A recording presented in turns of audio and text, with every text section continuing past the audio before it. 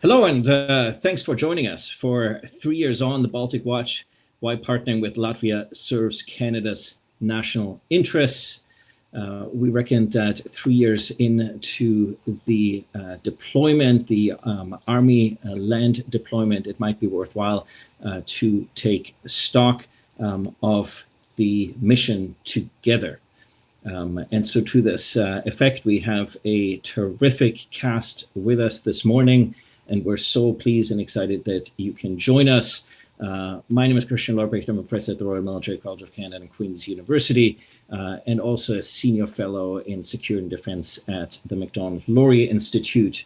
And I'm so pleased to be able to host our conversation this morning, having written extensively about these issues, including with Macdonald-Laurier Institute and the Latvian Institute for International Affairs. The Macdonald-Laurier Institute has become the leading independent federal policy think tank in Ottawa, and in recent years, the best forum of new ideas on global affairs policy with its Centre for Advancing Canada's Interests Abroad. With events like this, we have the opportunity to bring together some of the world's top experts to help us understand the many serious challenges Canadian policymakers have to deal with at home and overseas.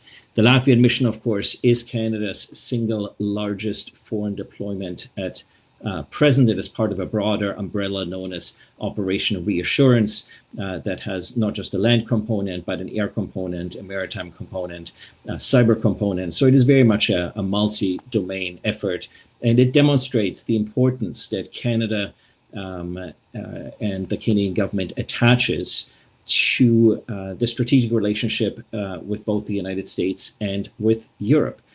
Canada has a century-long history of ensuring of defending particular interests and particular values when it comes to Europe, and it has since the end of the Cold War a long-standing interest in ensuring the unity, harmony, territorial integrity of Europe and NATO member states to that particular effect.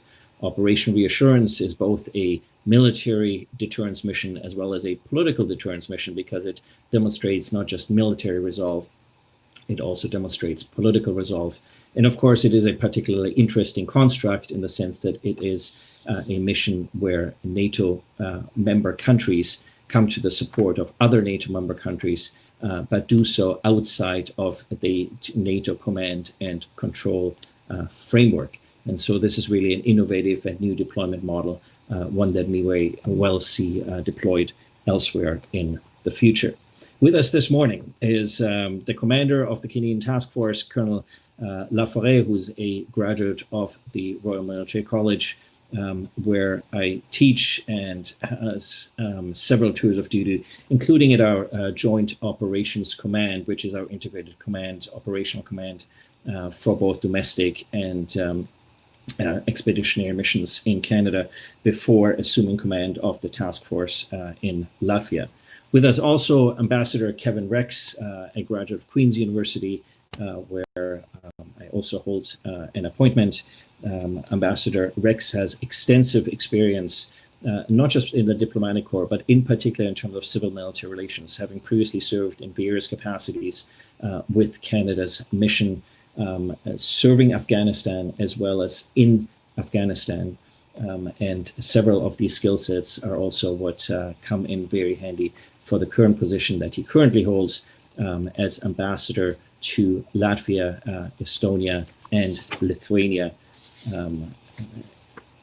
Also with us, Janice Garrison's State Secretary of the Ministry of Defense, previously with extensive experience in the Ministry of Foreign Affairs in Latvia, and also considerable experience and exposure with regards to NATO. He's now the second highest authority within the Ministry of Defense in Latvia, and has joined many of these discussions on previous occasions.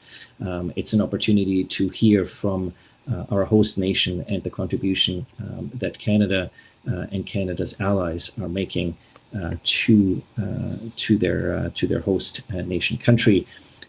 Also with us, Rachel Ellehus, who's Senior Fellow and Deputy Director at the Europe Program at the Center for Strategic and International Studies in Washington, previously with extensive experience working for the Secretary of Defense as Principal Director for European and NATO policy, also based in Europe, previously in the UK, in Prague, as well as with undergraduate and graduate degrees from European institutions. So also all four of our guests have extensive experience in transatlantic relations and have lived that commitment themselves. So this is not just a job, it is a vocation for all the people who are with us. So without further ado, let me pass to give everybody an opportunity to make a few opening remarks, and I'll start with Colonel Laurier as the commander of the mission, of Canada's mission to Latvia. Yeah, most certainly. Thank you very much for those introductions. So for the next 5 minutes or so, I'd like to open by saying a few things about what we do here in Latvia. So the henceforth presence here in Latvia, its core is based on the Battlegroup. This Battlegroup has been on the ground now for 3 years, and although we've made structural and procedural changes at a tactical level, the fundamental strategic purpose of the Battlegroup remains unchanged, which is to deter and, if necessary, defend. So for those of you that haven't been to Latvia, I'd like to quickly paint a picture of what the Battlegroup is, what it looks like, and what it does. So first, I could say that the Battlegroup is comprised of about 1,000 international soldiers with tanks, light armor fighting vehicles, artillery, combat engineers, and other capabilities like explosive ordnance disposal from 9 countries, and mostly multinational of all the, and actually I would like to note that we are the most multinational of all the NATO EFE Battlegroups in the region. We, Canada, obviously provide the leadership, and we are the largest contributor of the forces. There's, in addition to that, about 500 more soldiers from those 9 countries that comprise the EFB that are there to support their colleagues in the Battlegroup logistically. That is in the domain of supply, transport, maintenance, etc. The NN4 presence here in Latvia all live at Camp Adazi. This is Latvia's main army base, and it forms where actually the bulk of the Latvian army is located. We operate and train alongside those Latvian battalions. As an aside, I can tell you that we could have not asked for a better host than Latvia. They've been tremendously great with us, and sometimes actually they let us win at hockey, which is great. So obviously, this whole international allied team falls under NATO command and control. They fall under the Latvian Mechanized Infantry Brigade headquarters when it comes to their operations and training. And if it comes to defending Latvia, the Latvian Brigade headquarters will be the one giving the battle groups their orders. In turn, the brigade gets its orders from the NATO chain of command.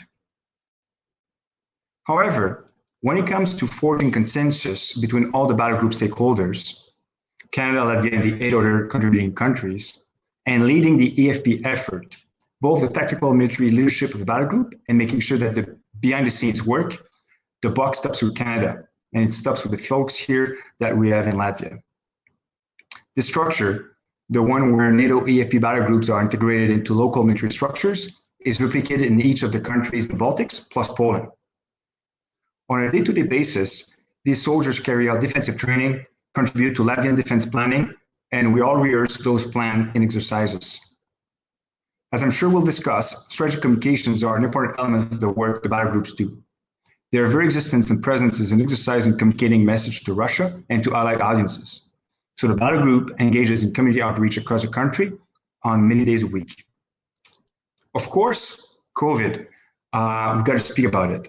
COVID has changed our posture over the past few months, but not our mission. Latvia has done a tremendous job of containing the spread of the virus, but as military soldiers, we've taken extra steps to further protect the battle group as a fighting force and to forestall any hostile narratives that might claim that the battle group was spreading the virus to the very people it's here to protect. In our own experience, our adversary in the information environment is opportunistic and will look to twist anything we do to suit their narrative. So one of the best defense is to avoid giving them any opportunities. When the COVID crisis began in Latvia, each stakeholders in the Battlegroup, that is Latvia, NATO, and each of the countries contributing to the Battlegroup, including Canada, understood the threat in slightly different ways. Here we've got to go back in March when this all started. For instance, our Italian allies had a visceral response given how heavily the virus had already impacted Italy back in March. Canadians, us, on the other hand, had not yet first-hand experience with the virus and therefore look at the challenge through a different lens. With so many different perspectives, and once again, here I'm going back to March and early April timeframe, there was a potential for confusion or even fractures within the Battlegroup. But we quickly realized that in sitting down together, those different perspectives became a strength as we filled in each other's blind spot instead of valuing what the others had to say. This helped us develop a shared understanding of the threat and the measures needed to counter it. While the pressure applied by COVID crisis could have highlighted the seams of our organization, it actually highlighted, once again, that a threat can be a unifying force under the right leadership. Today, the Battlegroup remains as tactically able as it was before the pandemic, but it is now stronger and even more cohesive than it was 6 months ago because we use our differences to strengthen and unite ourselves rather than letting them undermine our cohesion. I will let you make the link with that means for the NS4 presence in the Baltic region or for NATO as a whole. But I will tell you that from my perspective, that the Battlegroup is successful, strong, and united.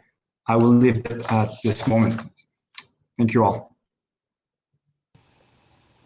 Colonel Laurier, thank you, and we'll do the nice civil-military relations, not just in theory, but in practice, moving from the commander of the task force to the ambassador as the senior civilian representative of Canada to Latvia and to the Baltic states. Ambassador Rex. Thank you, Chris. Nice to see you again, and colleagues. My kids think it's super cool that I'm on YouTube today, so thanks for inviting me. You know, I have to say, in the Canadian Foreign Service right now, this has to be about the best job there is. The opportunity to work every day with my colleagues in the Canadian Armed Forces in one of the most beautiful and welcoming countries in all of Europe is really phenomenal. And a big part of my job as head of mission is to share some of that enthusiasm, which I hope to do with you. Having soldiers present in a country is always a big draw. And as a result, the 3 offices we have here, one in Riga, one in Vilnius, one in Tallinn, have enjoyed really an unprecedented pace of visits over the past 3 years.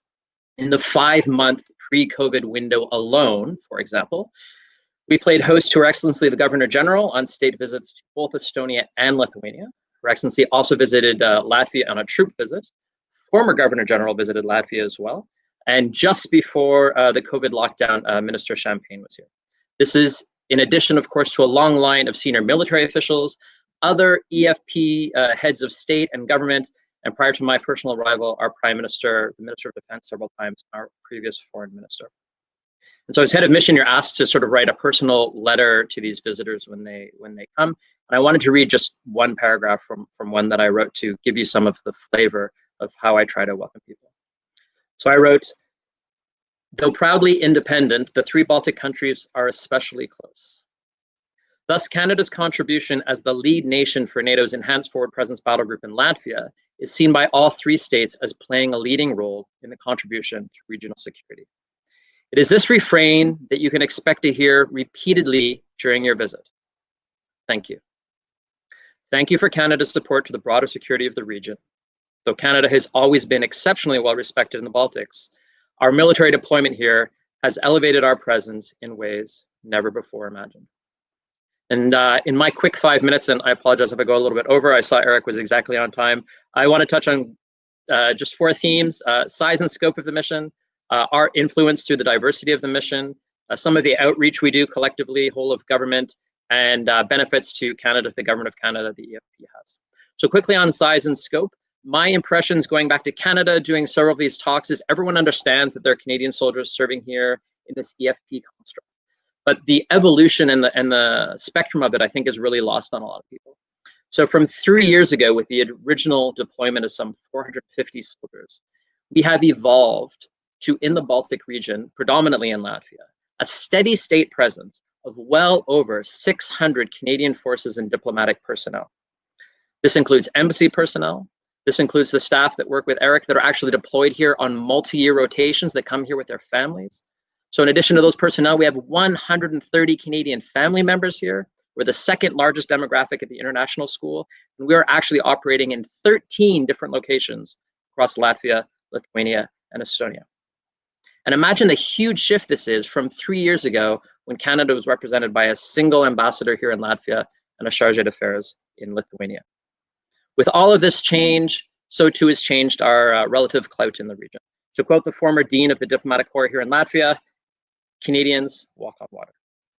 For example, during the foreign minister's annual presentation to Parliament this year, which I got to sit on, Canada was mentioned no less than 2 times. And Ottawa watchers can appreciate that you really want to have your country mentioned by the foreign minister in Parliament. The successful nature of the multinational diversity of the Battlegroup is also something that I think is underappreciated. It's this unique microcosm of all of these different nations working together, nations that are accustomed to different working conditions, different cultures, getting them all together that increases their unity, interoperability, and effectiveness. As Colonel Laforêt said, Canada is leading the most diverse EFP. So this has not only a positive impact on Latvia, Estonia, and Lithuania, but as well on the allies with whom our soldiers are serving with 365 days a year, 24/7. Our colleagues from Albania, the Czech Republic, Italy, Montenegro, Poland, Slovakia, Slovenia, Spain, of course, our host nation. Not to mention the work we do with the United Kingdom, Germany, and the United States of America as other EFP leads. So we are 1,500 soldiers with 11 different native languages, all working together for a single unified purpose. And yes, the Baltic region relative in the EU is small, but think about it. The 3 countries here where we are working represent 3 of the 27 EU members. So we're in 11% of the European Union, or 3 of the 30 NATO countries. And when you combine that with the other allies that we work with every day, that's 11 of NATO's 30 countries, or 37% of NATO is parading, training, working together every single day of the year here in Latvia. Phenomenal. And this diversity, I think, for Canada is also a long-term investment. The size, the scope, the rotationality of the EFP, along with our presence in various NATO offices in all 3 countries, and as the Deputy Commandant at the Baltic Defense College, a full Canadian colonel, this means that Canadian leadership, our friendship, our camaraderie, our connections are being built into the military personnel of all of these allies. A Czech captain who might be serving at Adaje today may well 20 years down the line be the Czech Chief of Defense. We're already starting to see troops and officers return for their 2nd and 3rd rotations, and I see this interoperability as an unintended but ultimately potentially hugely successful result of this mission. The same thing with visiting foreign leaders on the civilian side. It's the Canadian Battlegroup commander at Adaje that briefs these incoming heads of state, heads of government, ministers. The first lieutenant colonel I met when I arrived 2 years ago said to me he never could have imagined in his professional career that in a single 6-month window, he would be briefing presidents, plural, prime ministers, ministers of defense, foreign ministers, 4-star generals on an almost weekly basis. Again, in each case, we're laying the foundation for enhanced Canadian cooperation with our allies. One of the things I think we do really well in this region is outreach. And this is one of the areas where we shine sort of as a whole of government. So we were, prior to COVID, running what we call the 12 and 12 initiative, which meant that every month, the embassy, joined by soldiers from the EFP and Task Force Latvia, were going out into the region to connect with the communities. And a trip would include our personnel, vehicles, we would do political outreach, cultural outreach, receptions, public lunches, vehicle displays, and business meetings. Our resident defense attaché here, a full colonel, even taught an art class at one of the universities. And as a single example of success, the town of Resigne, which is 63 kilometers from the Russian border, population 30,000 people. One of my first visits, we were there for 2 days. When we added up to our social media interactions, the national TV coverage we generated, newspaper coverage we generated, our metrics showed that we reached some 120,000 people in a 30,000 person town where 44% of the occupants identify as being ethnically Russian. When we do this, we demystify who we are as Canadians. We present ourselves in a way that is, particularly for the older population, simply something they're not used to seeing from foreigners. And while it's hard to prove in terms of metrics, I've certainly heard from allies that this, coupled with Canada's largely positive image and lack of baggage, is one of the reasons why we have faced the least amount of disinformation amongst our allies in the region. It simply doesn't stick to us. The whole of government benefits to Canada. This is an anchor.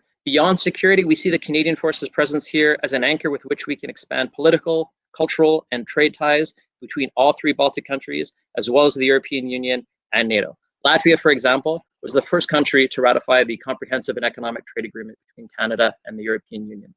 Circle K, or for those of you living in Quebec, Alimentation Couche-Tard is the largest gas chain in the region and the single largest corporate taxpayer in all of Latvia. Air Baltic may well be the most Canadian airline in the world. It flies exclusively the Bombardier-designed Airbus A220, which is manufactured in Montreal. So in conclusion, from a whole of government perspective, it's in Canada's interest to be present in Latvia, to demonstrate our commitment to NATO, and to show that we're doing our part in contributing to Euro-Atlantic security. Our presence also helps to counter aligned interests and messaging in the region. One last anecdote, because I know this is hot on the MLI papers right now. As allies, Canada knows it can count on Latvia and Estonia and Lithuania. They were among the first countries to publicly express their support for Canada and the two Michaels they were arbitrarily detained by China. Only 11 days ago, within hours of the announcements of charges having been officially laid against our two colleagues, the three again came to our public defense without us even having to. These are true friends. I'll leave it at that. No questions. Thanks. Ambassador Rex, thank you. And for laying out the importance of not just the bilateral, but the multilateral dimension, both in the military and in the civilian and policy sphere, and the importance of partners and allies in a challenging world. Moving from the senior Canadian civilian representative to the second highest member of the Latvian Ministry of Defense, Secretary Garrisons, who is not just serving in his current position, but who had a major role as the architect both of the enhanced forward presence generally, and in particular in operationalizing the enhanced forward presence for Latvia, in particular in the relationship with Canada. Secretary Garrisons. Oh, good morning for Canada, good afternoon for Latvia. Thank you, MLI, for organizing this event. And I want to start actually with expressing our deep appreciation for what Canada is doing for Latvia and general for Baltic security. And I have to say, and it's not the first time when I'm saying that you have very great soldiers and they are great leaders, and we are really proud for them, and you should be, as Canadians, also very proud for your militaries, because your officers who actually lead this mission, they've been able to manage for all those 3 years 9 nations without a single major accident. And of course, that immediately, reflects in information warfare, because once you have any kind of misconduct or anything, it's immediately fires back into information space. And of course, I think that one of successes shows that basically nations only want to join Canadian-led EFP. We started with 5 or 6 initially. Now we have 9 nations. It, of course, I have to say it's nice to have a big party, but I know it puts enormous pressure on your leadership and logistically also on us. But we are very proud of having these all nations here. And I think once, looking back in 2014, I want to remind why this mission started, because we had the Russian war in Ukraine. We had Crimea, we have Eastern Ukraine, and at that time, I think everybody said that we didn't expect that.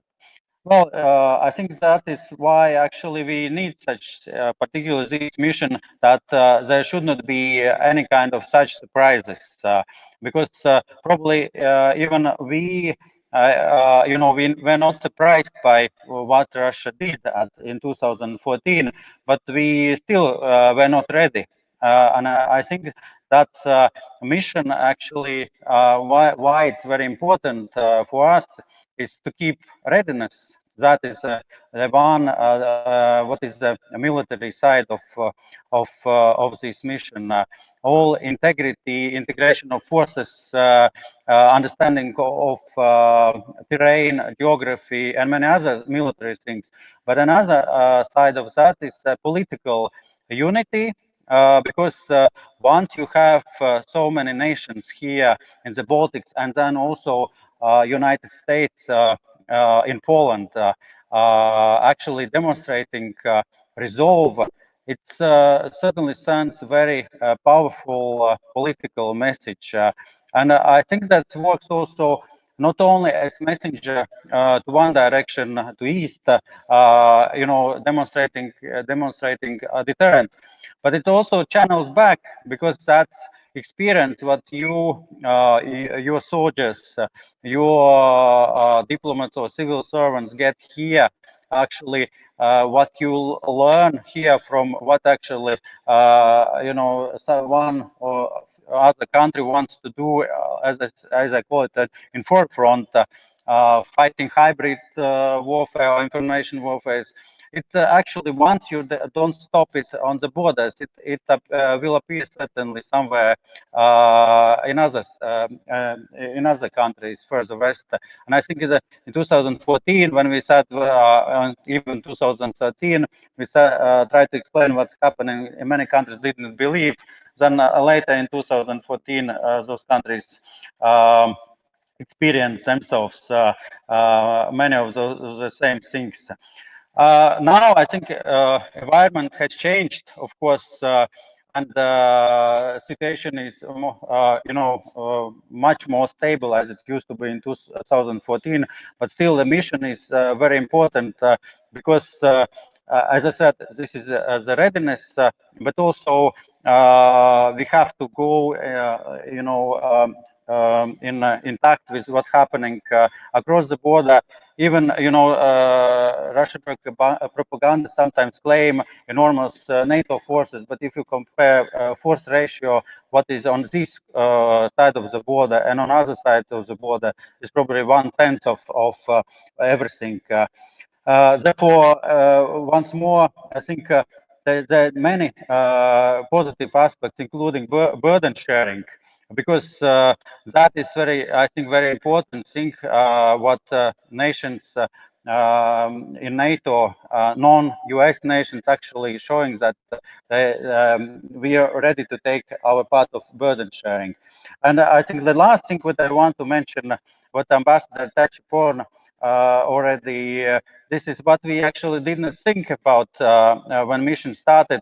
It was this human contact or human dimension of this mission, because we've never actually saw that it will be so powerful when actually they, and I can say right now, the EFP and Canadian troops, they are already like, I would say, integral part of our society. Nobody actually sees them as a foreigners. They are part. They very frequently seen in in different engagements, and that is already result which I think is very positive and will leave very long-lasting effect on those human contacts and human memories.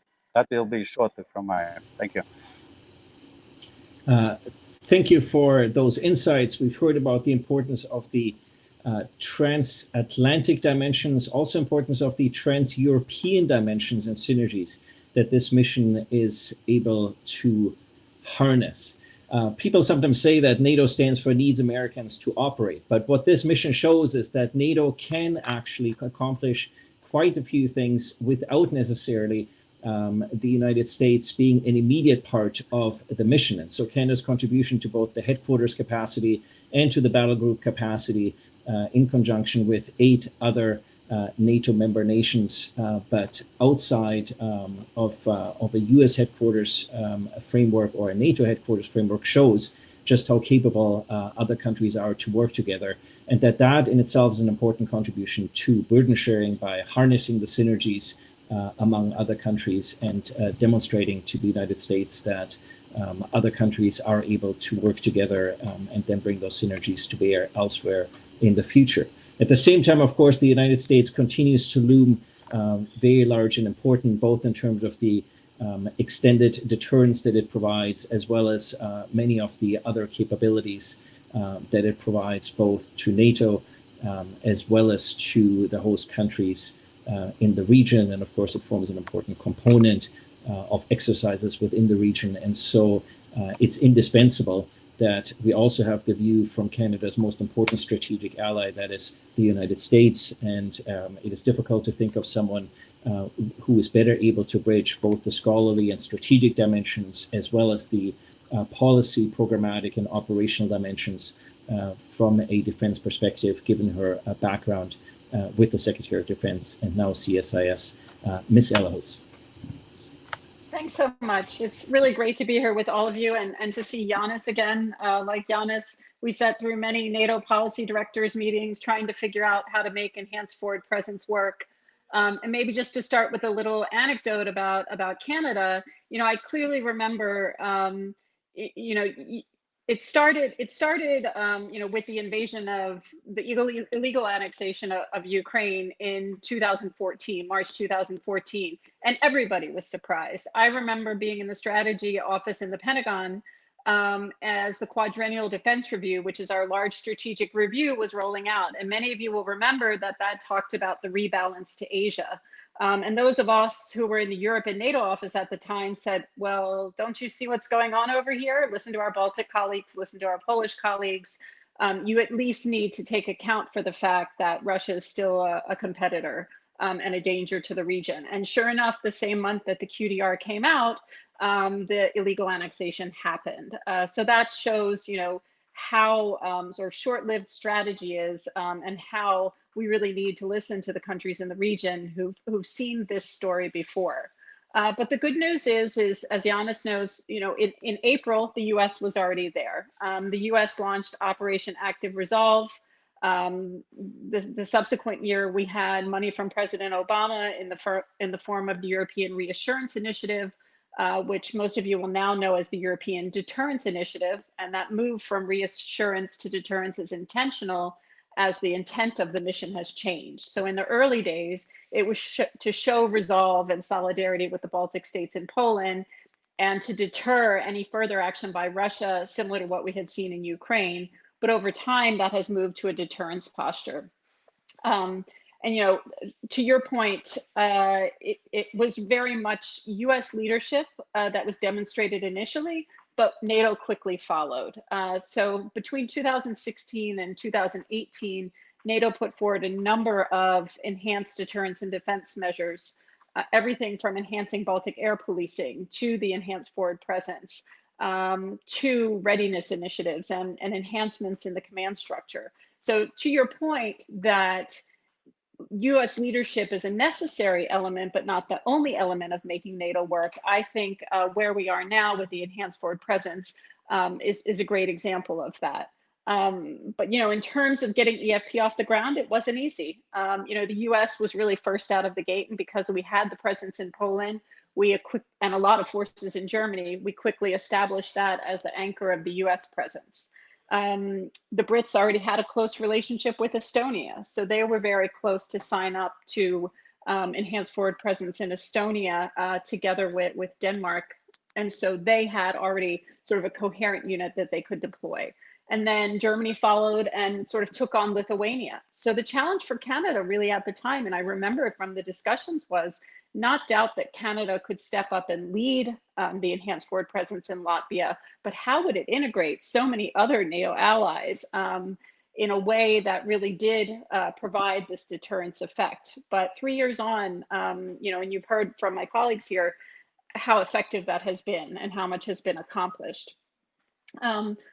I'll just give you a little bit of anecdotes also about the US presence in the region, because although, as I said, our anchor is in Poland, the US is very active in the Baltic states, and the Baltics remain a clear priority in terms of US security assistance.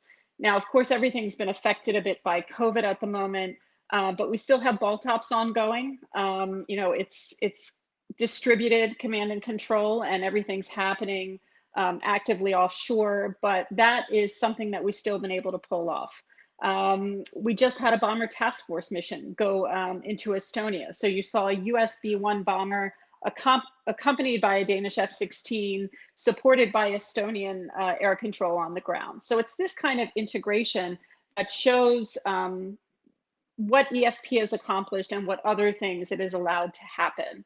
In terms of our security assistance, there was 25 million in military aid allocated to the Baltic states alone, and then an additional 50 million for integrated air and missile defense. So if there's any doubt in terms of the US commitment, despite what I recognize is a pretty difficult political environment, I think it doesn't always hold true, but here in this Baltic Nordic corner of the world, I think our commitment is still very clear.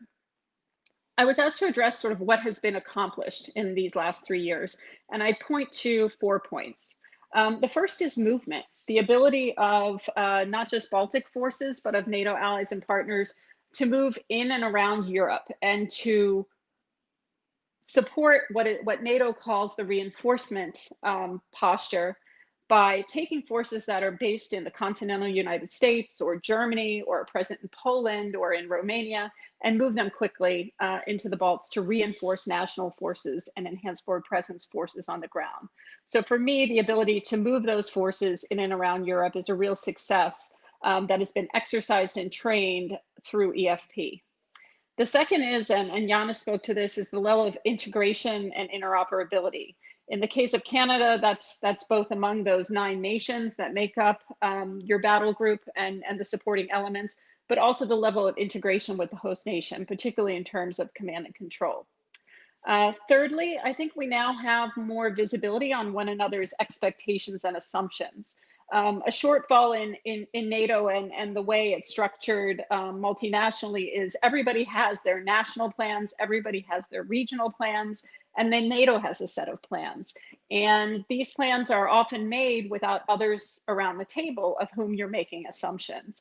And so by sort of training and exercising real time in these smaller formations, we've been able to have a conversation, for example, with Sweden and Finland about what expectations would be, even though they're not members of the alliance. So it's this sort of sharing expectations in terms of planning and response that EFP has also fostered.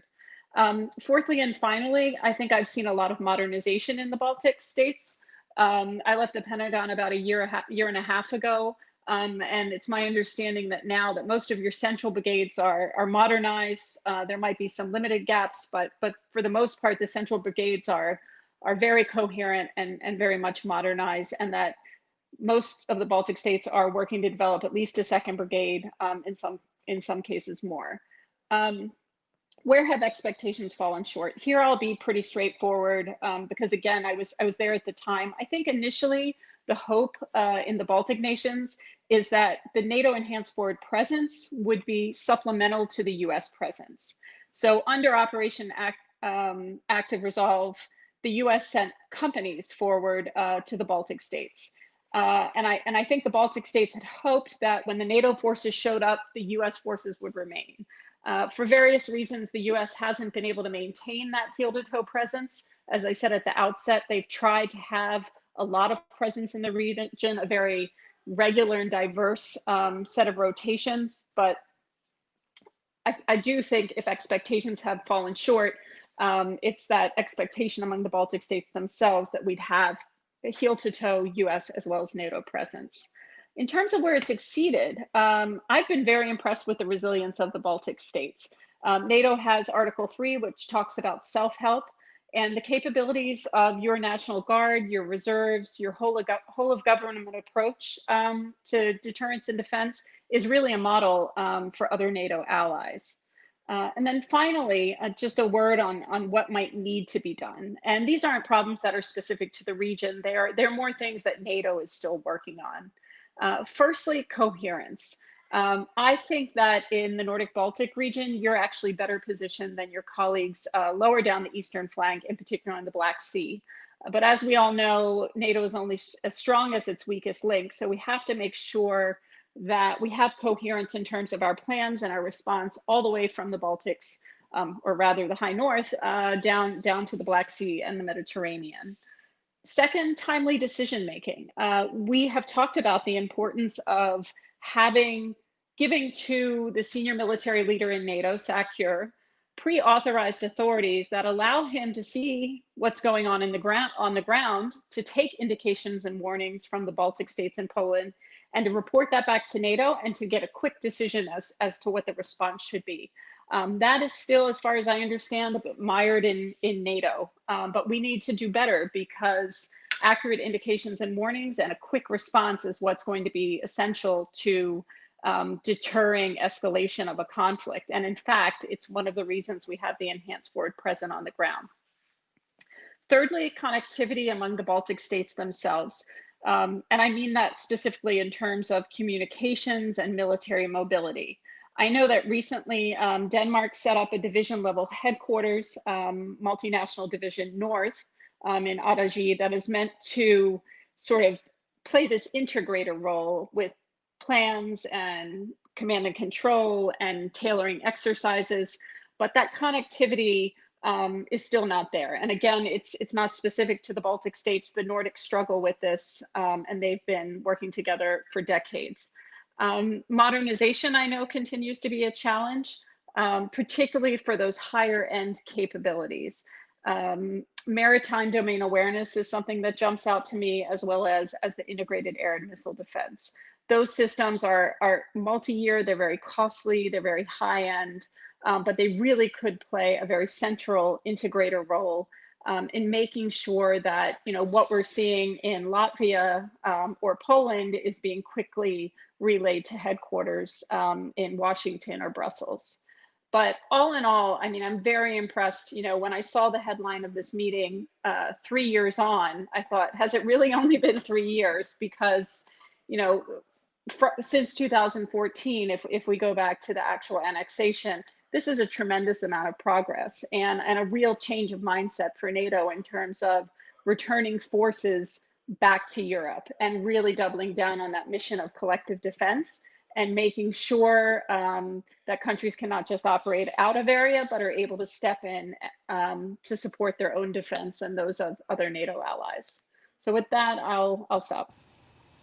That's a terrific strategic overview, both from a U.S. As well as a NATO and a regional perspective, to put the priorities and interests in context and what we can achieve together. And so the first question relates to inherently the impact of the virus and COVID-19 to the ops tempo, the impact that has had on readiness and on training.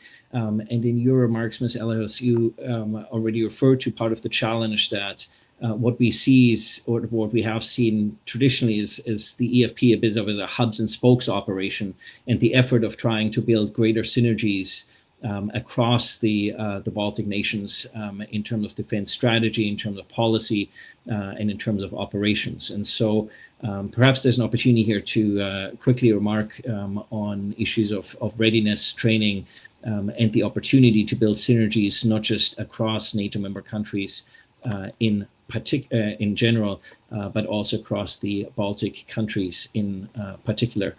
Colonel Laurier, is this a question you would like to take up initially? Yeah, most certainly. So you're talking about how COVID would have affected the way we do business here. That's what you entitled to, right? Yeah. So I can tell you that as most of our audience will know, CAF is distributed around the world in many operations. More than 20 missions currently ongoing around the globe. Each of them, as we all know, are all unique, whether it's their size, their composition, their role, or their local situation. So, as we all know, the CAF is actually, the Canadian Armed Forces is very good at analyzing those different factors and see how we can best adapt the CAF operational commitment as to any situation. In this specific case, when the crisis broke out, basically, our joint headquarters back in Canada, under the leadership of our strategic joint staff, started out a review of the mission abroad to see what could be scaled back, what could be changed, what could be modified, or what could stay the same. So I can tell you that from the get-go, personally, I never saw our mission changing. As we all know, deterrence is a long game. there can be no end to deterrence itself. So our mission couldn't change. Our need to deter and defend remained extant despite COVID. And I believe that we were successful. Actually, we were successful in making this argument up the chain all the way up to the strategic level. And my understanding is that there's been not much debate. This was well understood that the importance of the mission was recognized by all, and we need to stay on. Obviously, this comes with the fact that Canada is here in Latvia with its role of leadership. We are the framework nation. So sending nations, all 8 of them, are looking out to us to make sure that we are the one creating a vision, creating that desired state where we want to be in a few months from now, and making sure that we're all rally around that state that we plan on the ground. So there was no other way but to stay firm in our commitment and show resilience in our way forward. So our task, therefore, was to set the tone and create a vision for the other contributing nations to rally around, and that's what we've done. Obviously, this is in recognition of, as well as the strong relationships that we have established and the benefits we have derived as a result of this mission. Directly, either with Latvia, the Battlegroup contributing countries, and other countries or other stakeholders indirectly, such as NATO, European Union, and the United States. So while COVID has changed the way we do things, it doesn't change our purpose. It doesn't change our raison d'etre, which is to deter and defend. I will leave that as is and up for any following questions or any other comments. And I'll maybe draw the segue. My colleague and co-author, Professor Sokolsky, is asking what the force in Latvia is actually deterring the Russians from doing. And so I might extend that to our other 3 guests and see if someone would like to weigh in on those remarks.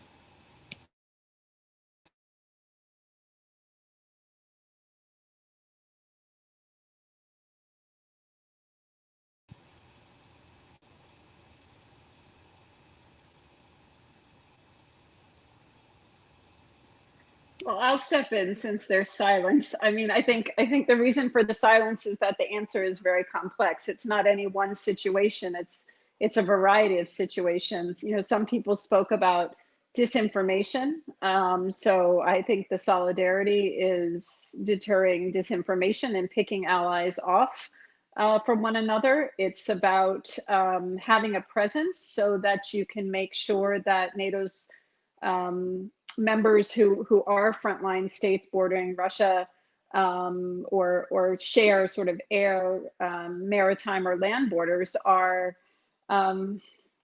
not undermined internally. I mean, you know, a number of the Baltic states have sizable Russian diaspora, and these types of communications and transparency internally about what NATO is and isn't also creates a level of resilience. But of course, there's a military aspect as well. Enhanced forward presence is a frontline presence that can provide early indications and warning and early response until reinforcements can arrive. So I think the silence was, there are a lot of answers to that question, but I'd focus on preventing disinformation, countering disinformation, shoring up internal stability, and then the actual military aspects. That's a very helpful summary. And the silence is also a function of Secretary Garrison's. We had some mute issues, and so I'll throw it over to Secretary Garrison's to weigh in on this question as well. Please go ahead. Well, yeah, I pushed the wrong button, sorry. I think, you know, in 2014, when Russian action secured in Ukraine, it brought immediately, and even I myself, I was surprised to what extent the general public was reminded and perceived those actions in Crimea as a repetition of 1940 occupation of Latvia, Estonia, and Lithuania. And that was actually general mood that population worried and perceived threat that might repeat.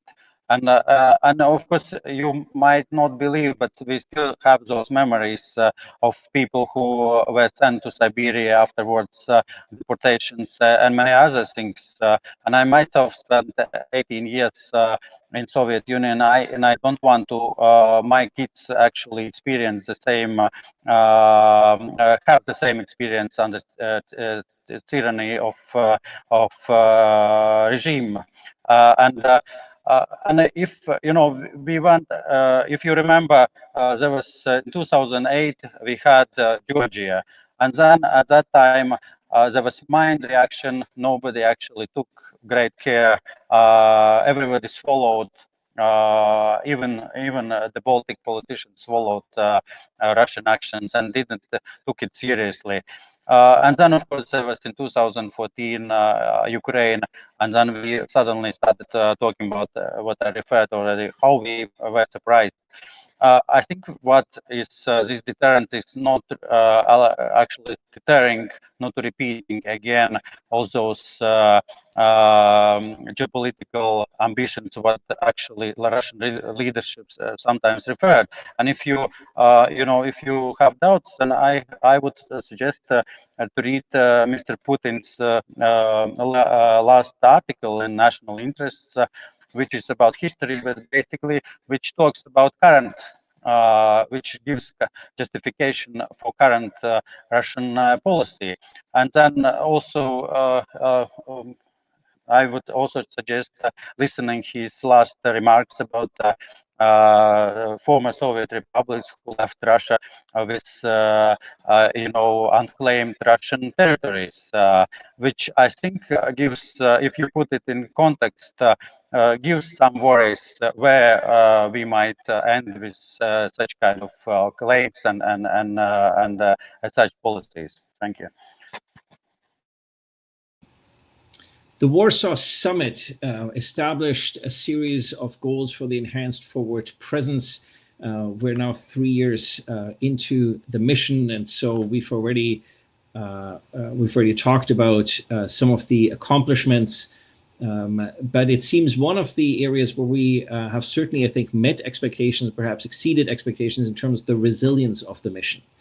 And so, if I may ask Ambassador Rex, since he had already picked up that particular thread, that given that the region that adversarial revisionist aspirations are likely to fade anytime soon, and at the same time that the member countries in the Baltics are likely going to find themselves under persistent challenge from the adversary, that you have pointed out the importance of the resilience, the societal resilience that you are also building, and not to infer simply that because someone identifies, for instance, as ethnic Russian or speaks Russian as their first language, to somehow infer from that necessarily constitutes a fifth pillar. And the immense inroads that, in particular, this mission has made in this regard. So I'm wondering whether, Ambassador, you might comment on the resilience and the importance of societal resilience that the mission has been able to build, also in light of Secretary Garrison's remarks.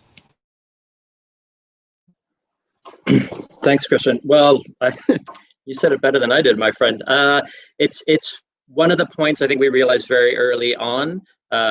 Life in Latvia is bigger than life in Riga, despite a large percent of the population being here.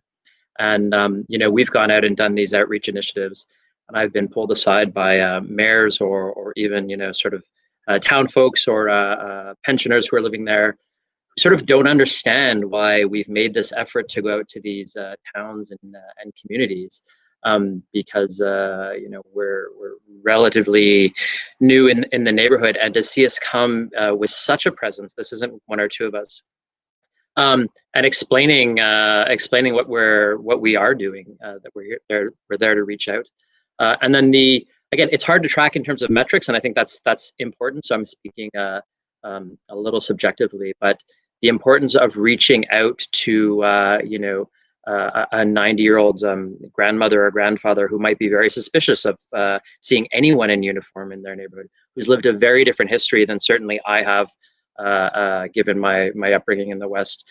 You can't underestimate.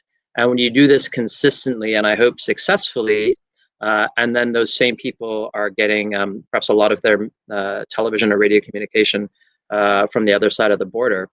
And the two stories don't line up. But the big success again goes beyond Canada. It's that we've got allies from the Czech Republic, from Slovakia, from Poland, who share a very similar history and can relate in a way that as Canadians or as North Americans, we're simply not capable of doing. That you've got Montenegro here, brand new to NATO, with a modest presence, but really demonstrating its resolve. I think it becomes very hard to push any sort of negative narratives when you've got so many partners working together so well, so cooperatively.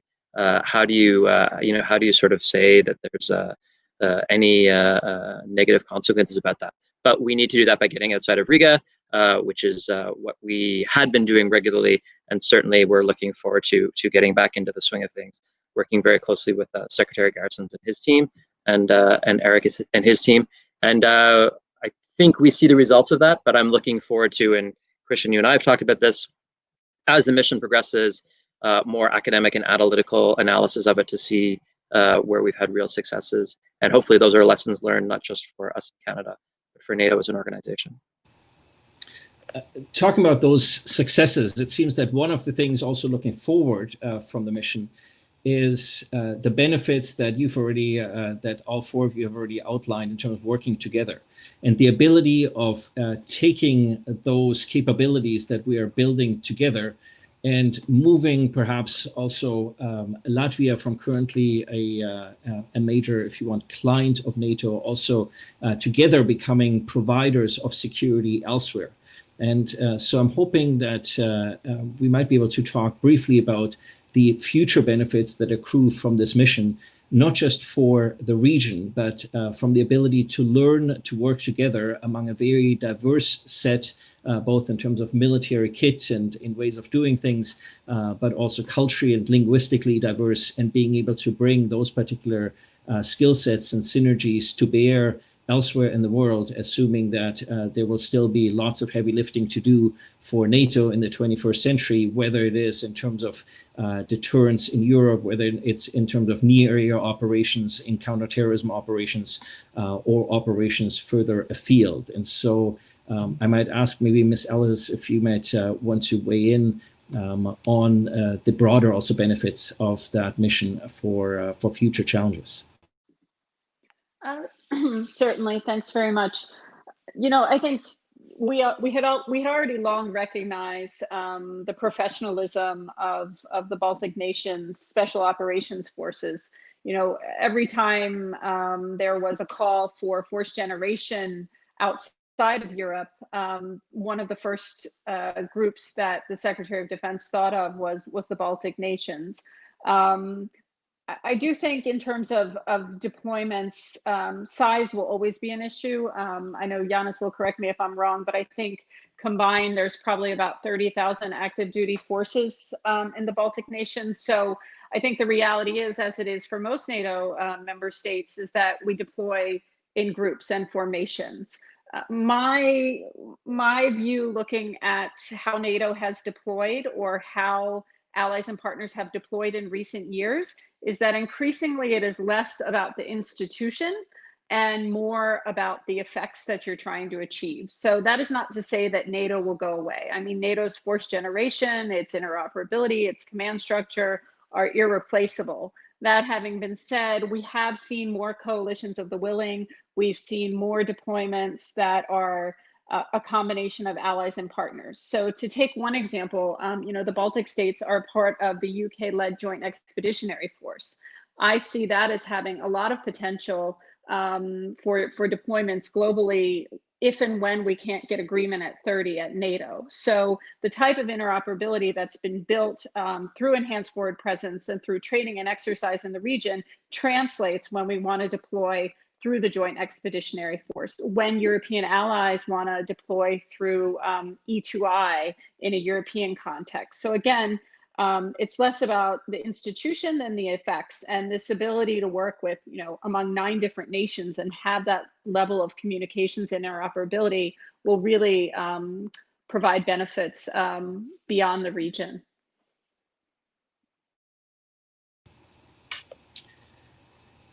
There's a broader question here about when do we decide to pare back the mission or to continue the mission? Of course, one of the reasons we're having this conversation is because missions come up for renewal on a periodic basis, and so it means we need to make difficult decisions about the allocation of scarcity of military assets, of likely even scarcer fiscal assets in the aftermath of the pandemic.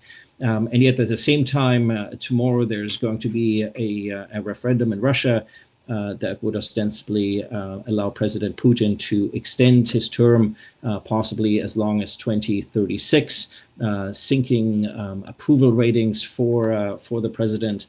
And so how does one make difficult decisions, and how do we convince citizens, policymakers, and decision makers in countries such as Canada that are far away and far afield from Latvia's border with Russia and from Europe's and NATO's border with Russia, that of the importance of sticking with the mission, the metrics that we use to assess the benefits of the mission, and the resources, both military and fiscal, to continue to contribute to that mission. I would invite our participants to weigh in. Ambassador X. Just quickly on the second half of that question from my great colleague, Carlos, Latvia's ambassador back in Canada, who, just to throw this out there, does a superb job representing Latvia and Canada. Different countries deal with this differently. For Canada, the military contribution is a decision of cabinet. So the Prime Minister and cabinet made that decision to extend it through to 2023. So ultimately, it will be for cabinet to make the next decision. I think our Latvian hosts have been very clear that they would like us to extend. Certainly, the mission is generating a lot of successes, which is what we're talking about. In advance of the last Canadian election, what was interesting for me as an apolitical observer was to note that both the current government and the current opposition, there didn't seem to be any daylight between them on their policy preference for this. So both making public statements in the House very supportive of the mission. So I think certainly that's public sign. But all that to say, ultimately this is a cabinet decision. You know, certainly as bureaucrats, it's not for us to predict what will happen. So we ultimately wait and see. Since we're quickly running out of time, but I want to make sure, since we've covered a lot of ground, that everybody has sufficient time to provide some closing remarks, either with regards to any of the questions that I've raised, part of the discussion, or any issues that we haven't yet raised that you deem important.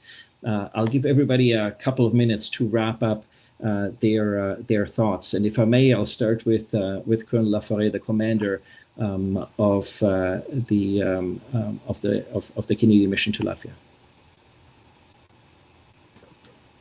Yes, most certainly. So that was definitely an interesting discussion, from which I've learned a lot. But what I can tell you, as for closing remarks go, is the fact that it is my assessment that the Battlegroup, at the technical level, has achieved all that it was intended to do. We've got great soldiers on the ground doing amazing work, and we have reached technical excellence in that space. There are only marginal gains to be had at the technical level, I believe.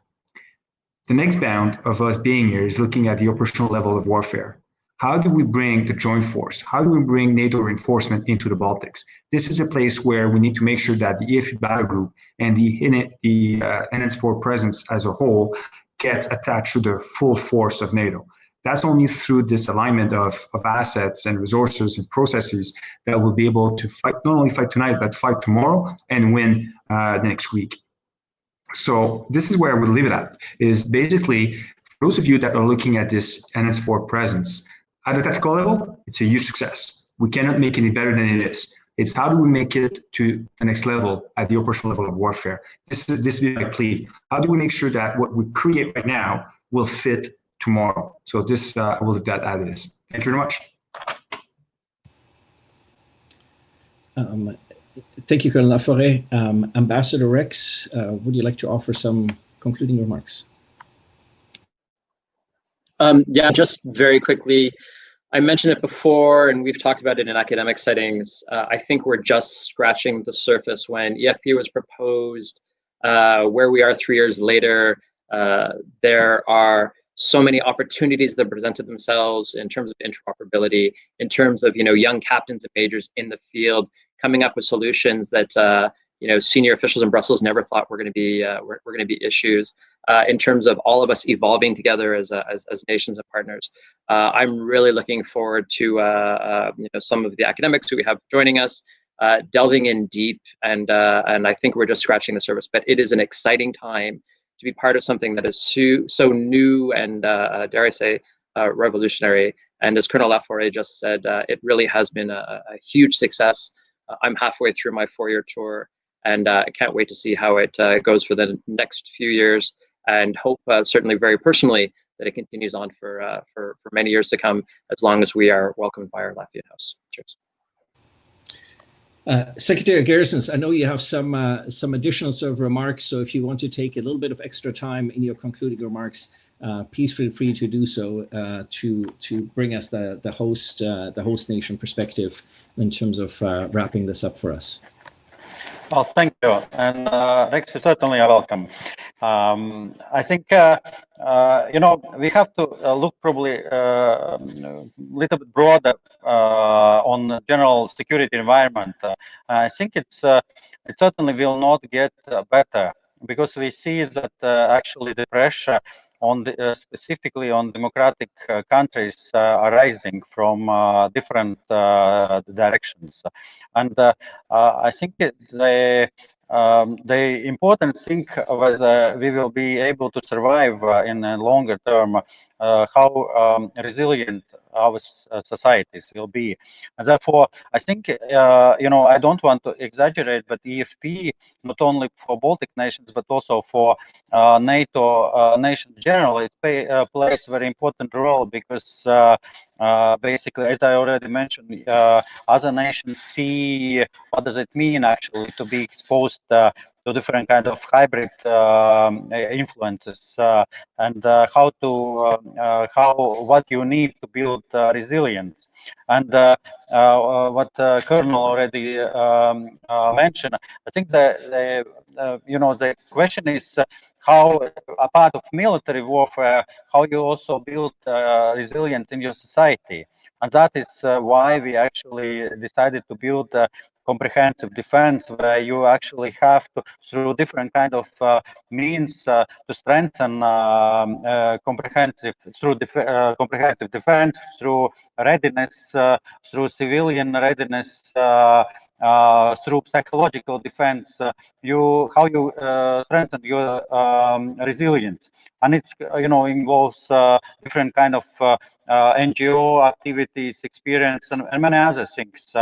And still, I believe that the military component, specifically in our region, plays a very important role, because we have to be ready. And if population is ready, face the worst. And I think we partially see also this in COVID crisis, because we've been playing hardest scenarios up to the highest governmental level. We've been doing a lot of gaming and many other preparation work interagency. Actually, the government was ready to take very quick decision when COVID crisis came, and I think that was also partially of success, why we reacted so quickly and were able to limit on future AFP. I think environment has not changed. Russia is still tomorrow, as Markus Kolga mentioned here, will be, I believe, very successful referendum supporting Mr. Putin's amendments, and we will have the same situation continuing for many years ahead. But we have to, as I said, we have to be ready. And on our side, we are preparing militarily, and we will be ready. Actually, we will not repeat mistakes of 1940. But I think from both sides, AFP is very important, as for the region demonstrating deterrence, but also for NATO nations actually learning what to be, or what wait ahead, what you can actually expect sometime after. And once more, I want to thank Canada and Canadians for your contribution. We really appreciate what you're doing for us. Thank you. Thank you, and we'll go to Washington for the big perspective on the region, on the world, and on transatlantic relations. Ms. Ellis. Thanks, Christian. I definitely don't want the U.S. to have the last word. I think we have to, be more diplomatic here. So I'm sure you'll take us out in style. I completely agree with the other speakers about the importance of taking this to the operational level and making sure that we're truly tied in to NATO and the other areas of the alliance. Also, the centrality of resilience. I mean, not to plug CSIS, but we just did a big study on disinformation and the effects of disinformation, and the unsurprising conclusion is that it's not so much the tactics that determine the impact. It's the vulnerabilities of society and the resilience to correct those. So I think this is a theme you'll see. It's already present in NATO, but it'll certainly increase in importance in coming years. I think my final point would really be that I think EFP has proven true the adage that a strong deterrence is the best defense. But there's one element that we haven't talked a lot about, and that's the political element. So we can have the best military posture on the ground, the greatest integration, the greatest C2. But if we're not confident that we have that solidarity at a political level, the whole thing could be tested and then fall apart. So for my part, I would like to see, again, more development of the indications and warning and communications back to NATO headquarters. So we all have this understanding that when somebody on the ground sees something, which is their frontline job, that we trust that intelligence and that we act upon that intelligence. In the first instance, through some short-term posturing measures and initial response, and then secondly, through a very quick decision in the North Atlantic Council. Because even the best of plans will fall apart if we don't have that political level in place and that trust that takes us there. So, over. And so this is an ongoing also project for myself with my colleagues, Alex Lanoshka at the University of Waterloo and Alex Mons at SFU. We're currently working on a volume that looks at the host country perspectives and the framework country perspectives. So the United States, Canada, the UK and Germany, and Poland, Lithuania, Latvia and Estonia, in terms of what were the goals that were set at the Warsaw Summit, what has been accomplished, where have we fallen short, where have we exceeded expectations, and the future of the mission, both for the region and its importance for NATO. That should be out with the NATO Defense College later this year. I want to thank all of our contributors today to a fantastically interesting and insightful discussion. This is a mission that often requires some demystification because it's often difficult for people to understand what it is that we're doing and why we're contributing and the importance of this mission. I think we've solidly established the relevance, the pertinence, and the importance of the contribution in terms of the bilateral context, the trans-European context, the transatlantic context, and the multilateral context of NATO, as well as in a subsidiary fashion of the European Union. And so I want to thank Colonel Laforet, the commander of Task Force Latvia, Ambassador Rex, Canada's ambassadors to Latvia, Estonia, and Lithuania. I want to thank Janice Garrison, Secretary of State at the Latvian Ministry of Defense, and Rachel Ellihus from the Center for International, from CSIS, and previously of the Pentagon.